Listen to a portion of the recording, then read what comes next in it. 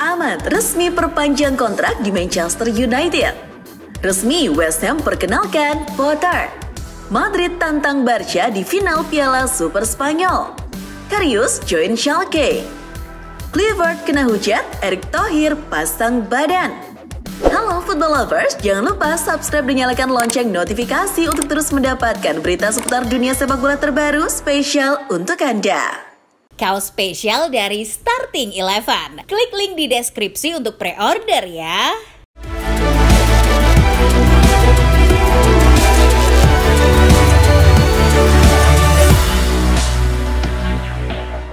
Dalam lanjutan pertandingan Piala FA, Everton menang 2-0 atas klub League One, Peterborough United.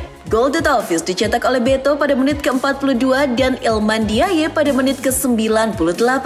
Kemenangan ini membuat Everton melaju ke babak berikutnya. Lawannya di ronde keempat nanti belum bisa ditentukan karena akan melalui proses drawing lagi. Di pertandingan lain, Fulham juga menuai kemenangan 4-1 atas Watford. Gol Fulham dicetak bergantian oleh Rodrigo Muniz pada menit ke-26, Raul Jimenez pada menit ke-49, Joachim Andersen pada menit ke-65, dan Timothy Castagne di menit ke-85. Sedangkan Watford hanya membalas sekali melalui Rocco Fata pada menit ke-33. Dengan begitu, Fulham menemani Everton untuk melaju ke ronde keempat. Masih dari Liga Inggris, Manchester City kabarnya mendapatkan peringatan serius soal kemungkinan hukuman yang bakal diterima jika ketahuan bersalah dalam dugaan kasus pelanggaran peraturan keuangan. Dilansir Goal, City saat ini telah mengantongi dakwaan sebanyak 130 kasus. Kini, saga kasus ini mencapai babak akhir. Putusan pengadilan akan keluar tahun ini atau tahun depan. Banyak yang berspekulasi tentang jenis hukuman apa yang akan diterima The Sky Blue. Namun, beberapa pakar mengklaim bahwa skenario terburuk adalah minus 3 digit poin atau sama saja 100 poin lebih. Tak cuma itu, City juga bisa dipastikan bakal ditendang dari Premier League. Masih dari kota Manchester, Manchester United baru saja mengumumkan perpanjangan kontrak salah satu pemainnya yakni Amad Diallo. Dilansir Football, Amad Diallo telah menandatangani kontrak baru berdurasi 5,5 tahun. Itu akan membuatnya bertahan di Old Trafford hingga Juni 2030. Awalnya kontrak Amad akan berakhir pada akhir musim. Meski klub memiliki opsi untuk memicu klausul perpanjangan 12 bulan, mereka memilih untuk menyodorkan kontrak jangka panjang. Kontrak ini juga jadi salah satu bentuk apresiasi klub terhadap performa Amad yang terus meningkat. Masih dari Manchester United, ada kabar yang mengatakan bahwa mereka akan masuk dalam perburuan untuk mendapatkan tanda tangan pilar Brentford, Bryan Mbeumo. Dilansir Football 365, United kabarnya siap bersaing dengan Arsenal untuk mendatangkan pemain yang satu ini. Mbeumo sendiri bakal diproyeksikan sebagai pengganti Marcus Rashford yang kabarnya akan segera hengkang dari klub. Menurut laporan, Setan Merah telah menyusun proposal senilai 40 juta pound untuk memboyong pemain asal Kamerun itu ke Old Trafford. Sementara dari Liverpool, pemain sayap kabarnya akan jadi prioritas klub di bursa transfer musim dingin kali ini. Nama yang santer diisukan bakal merapat ke Anfield adalah pemain bintang Napoli, Vicha Kvaratskhelia. Menurut The Athletic, sang pemain hampir bisa dipastikan akan meninggalkan Serie A Januari ini. Itu dibuktikan dengan klub yang terbuka dengan negosiasi. Kabarnya, Napoli mematok harga Vara di angka 80 juta euro. Maka dari itu, The Reds akan memasukkan nama Federico Chiesa yang kabarnya juga diminati oleh Napoli. Namun saingan Liverpool cukup berat. PSG kabarnya siap menawari Vara gaji 4 kali lipat dari apa yang ia dapat di Napoli. Setelah melewati banyak pertimbangan, akhirnya Everton telah resmi berpisah dengan sang pelatih Sandis. Pengumuman ini dipublikasikan hanya beberapa jam sebelum pertandingan FA Cup melawan Peterborough dimulai. Dilansir The Sun, untuk sementara waktu, The Toffees akan dipimpin oleh pelatih U18 sekaligus legenda tim Leighton Baines. Manajemen klub akan bergerak cepat untuk menemukan pengganti Dis. Kabarnya, David Moyes jadi salah satu kandidat terkuat untuk mengisi kursi kepelatihan. Tentu akan menyenangkan apabila melihat Everton kembali dipegang oleh pawangnya lagi. Di sisi lain, West Ham United justru memperkenalkan pelatih baru. Usai memecah Julen Lopetegui, The Irons dengan cepat menunjuk manajer baru. Tak lain dan tak bukan adalah Graham Potter. Dilansir Goal, Potter memang sudah lama dikaitkan dengan klub asal London tersebut. Dan kini, West Ham telah meresmikan mantan pelatih Chelsea tersebut. Menurut laporan, Potter diikat dengan kontrak berdurasi 2 tahun oleh West Ham. Potter pun yakin bahwa West Ham adalah klub yang potensial. Maka dari itu, dirinya sangat bersemangat untuk kembali melatih di jantung kota London. Dari Inggris, kita bergeser ke Spanyol untuk mengabarkan bahwa Real Madrid akan jadi lawan Barcelona di partai pamungkas Piala Super Spanyol. Dilansir Fotmob, kepastian itu didapat usai El Real berhasil menundukkan lawan mereka yakni Mallorca di babak semifinal. Tak tanggung-tanggung, Madrid mengalahkan lawannya dengan 3 gol tanpa balas. Jude Bellingham dan Rodrigo jadi pemain yang bersinar di laga ini dengan masing-masing mengemas 1 gol. Laga final Piala Super Spanyol akan digelar pada akhir pekan nanti. Laga ini kembali akan dimainkan di King Abdullah Sports City. Bergeser ke rival abadi Real Madrid, Barcelona. Masalah klub asal Katalan ini terlihat makin kompleks. Setelah dibuat pusing dengan pendaftaran Dani Olmo dan Pau Victor, kini Barca sedang dihadapkan dengan tekanan dari Federasi Sepak Bola Spanyol. Dilansir Barca Blaugranes, Laporta terlihat melontarkan hinaan kepada anggota RFEF selama kemenangan Barcelona atas Athletic Bilbao di Piala Super kemarin. Kabarnya, itu akan jadi masalah besar bagi sang presiden klub. Kini, federasi kabarnya akan mengajukan tuntutan soal penghinaan tersebut. Jika tuntutan ini dikabulkan, maka Laporta bisa saja dicopot dari jabatannya sebagai presiden Barcelona. Sama seperti Luis Rubiales yang kehilangan pekerjaannya setelah Piala Dunia Wanita tahun 2023. Sementara dari Atletico Madrid, klub yang bernuansa merah putih itu kabarnya telah mendapat sponsor baru. Tak main-main, sponsor yang digandeng kali ini merupakan sebuah perusahaan besar dan terkenal di bidang olahraga, terutama sepak bola. Dilansir Football Espana, perusahaan tersebut adalah Red Bull. Sejauh ini, belum ada rincian kesepakatan yang diungkapkan. Pihak klub hanya memberikan informasi bahwa kesepakatan tersebut akan berlangsung hingga musim panas 2027. Yang pasti, kesepakatan ini akan membuat Atletico mendapatkan aliran dana yang sangat besar.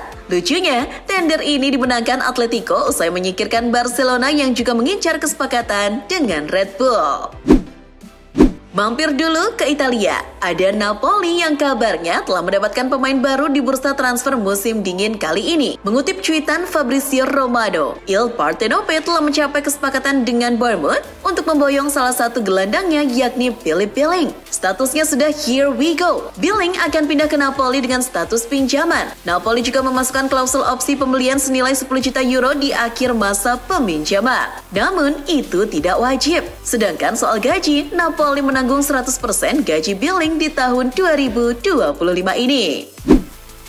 Lama tak terdengar, mantan penjaga gawang Liverpool dan Newcastle United, Loris Karius, akhirnya mendapatkan klub baru. Setelah dilepas oleh Newcastle pada akhir musim lalu, Karius cukup kesulitan untuk mencari klub baru. Namun, menurut kabar dari Florian Plettenberg, Karius akan segera menandatangani kontrak jangka pendek berdurasi 6 bulan di klub kasta kedua Bundesliga, yakni Schalke. Kabarnya, tes medis pun akan segera dilaksanakan di Jerman. Sang pemain bersemangat dengan tantangan baru ini. Karius berharap bisa jadi pilihan utama dan mendapatkan kontrak jangka panjang dari Schalke. Dari Belanda, setelah FC Utrecht melepas oleh Romeni ke Oxford United, mereka kini telah memperkenalkan Sebastian Haller sebagai penggantinya. Dilansir Football Oranje, mantan pemain West Ham United itu bergabung dengan Utrecht dengan status pinjaman. Ini akan menjadi periode kedua Haller bersama Utrecht. Pada periode pertamanya, Haller dikenal sebagai striker yang gacor. Ia telah mengemas 51 gol dari 98 pertandingan dalam jangka waktu 3 tahun bersama Utrecht.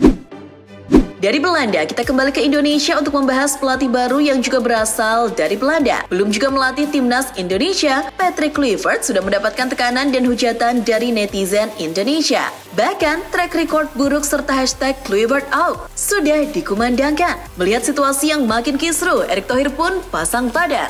Mengutip Liputan 6, Erick berusaha meredam tekanan dari publik. Erick membandingkan Kluivert dengan Zidane. Jika berbicara track record, Zinedine Zidane saja bisa mengendalikan locker room Real Madrid meski belum ada pengalaman melatih tim-tim besar, ujar Erick Thohir.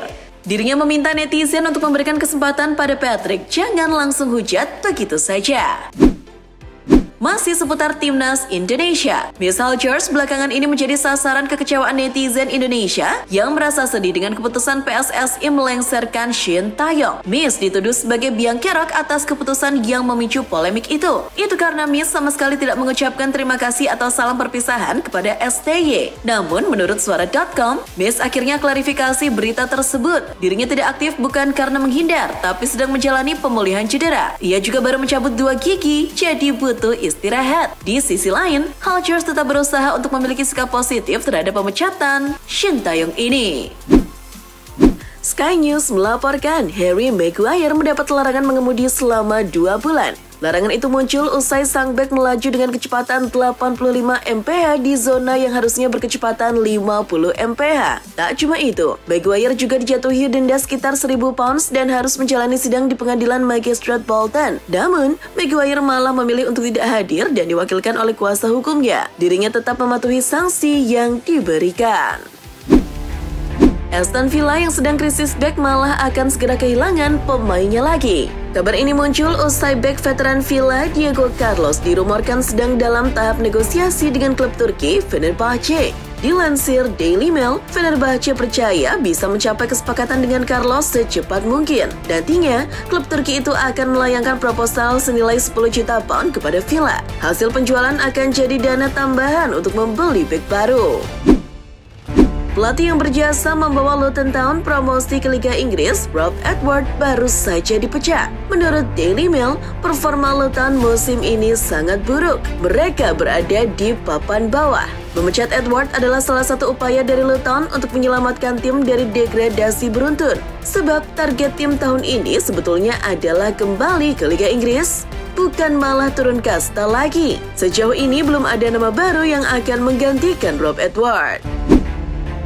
Dari Inggris, kita bergeser ke Spanyol. Atletico Madrid kabarnya belum mau menyerah untuk membawa pulang Alejandro Garnacho. Ketertarikan Atletico kembali muncul usai adanya niat dari Manchester United untuk menjual sang pemain. United yang sedang berusaha menyeimbangkan neraca keuangan pun kabarnya terbuka dengan segala tawaran untuk beberapa pemain termasuk Garnacho. Dilansir Football Espana, Diego Simeone tertarik dengan gaya bermain Garnacho. Apalagi Garnacho punya kesamaan dengan Simeone, yakni sama-sama berasal dari Argentina. Namun belum ada langkah pasti dari Atletico. Saat ini pihak klub masih memantau situasi dan kondisi sang pemain. Beralih ke Italia, AC Milan juga jadi klub yang mengincar pemain Manchester United. Bukan Garnacho, melainkan Marcus Rashford. Seperti yang sudah pernah diberitakan, Milan sudah menghubungi United untuk menanyakan ketersediaan Rashid sebagai pemain pinjaman. Namun, ada perkembangan terbaru dari Gol. Milan kabarnya enggan membayar penuh gaji sang pemain. Pihak Rossoneri hanya mampu membayar separuh dari gaji Rashford. Itu bukan kesepakatan yang diinginkan oleh United. Maka dari itu, kesepakatan pun tak kunjung tercapai. Sementara Napoli juga dikabarkan sedang mengincar pemain baru di posisi gelandang. Pemain ini dimaksud adalah gelandang Lille Edon Zegrova. Mengutip dari cuitan Fabrizio Romano, pihak Il Partenope sudah menghubungi Lille dan memberitahu bahwa ada ketertarikan kepada Zegrova. Namun, respon Lille kurang terbuka. Mereka tidak berminat untuk melepas sang pemain di bulan Januari. Sementara negosiasi pun mandek dan Napoli mengidentifikasi target yang lain. Mampir ke Jerman, Bayern Munchen dikabarkan masih berharap banyak pada pemain veteran. Salah satu yang dihormati adalah Thomas Müller. Maka dari itu, The Bavarian dikabarkan ingin memperpanjang kontrak sang pemain. Dikutip dari cuitan Florian Plettenberg, Munchen mempertimbangkan untuk menyodorkan kontrak berdurasi 1 tahun lagi kepada Müller. Namun, karena sang pemain sudah tak seprima dulu, maka akan diberlakukan pengurangan gaji. Dengan kini, semuanya bergantung pada keputusan Müller.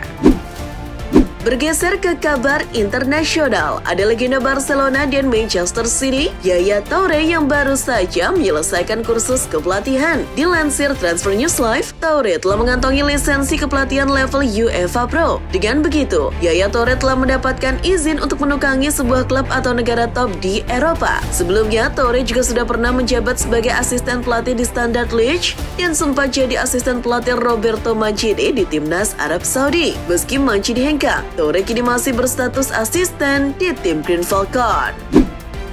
Ngomong-ngomong soal Arab Saudi, mereka tak henti-hentinya menghadirkan sosok legenda ke ekosistem sepak bola Saudi. Yang terbaru, Al-Shabab memperkenalkan direktur olahraga yang baru juga. Posisi tersebut akan diisi oleh legenda Republik Ceko, Pavel Nedved. Dilansir Daily Post, pihak klub sudah mengumumkan kedatangannya. Ini jadi pekerjaan pertama setelah Nedved undur diri dari Juventus pada tahun 2022.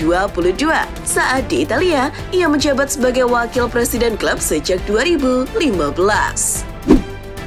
PSSI mengumumkan Patrick Kluivert sebagai pelatih baru Timnas Indonesia pada hari Rabu kemarin. Kluivert akan mendapatkan kontrak berdurasi 2 tahun dengan opsi perpanjangan. Setelah diresmikan, ex-Barcelona itu menyampaikan pesan kepada para supporter Timnas Indonesia. Dilansir CNN Indonesia, pelatih 48 tahun ini merasa supporter harus sejalan dengan misi Timnas Indonesia. Karena Timnas Indonesia bukan hanya soal pemain dan pelatih saja, tapi juga dukungan dari seluruh masyarakat. Fans adalah bagian yang vital dalam perjalanan kami. Harus ada satu misi, satu tim, dan merupakan sebuah kehormatan menjadi bagian dari ini. Tentu saja, ayo kita mulai, ujar Kluivert.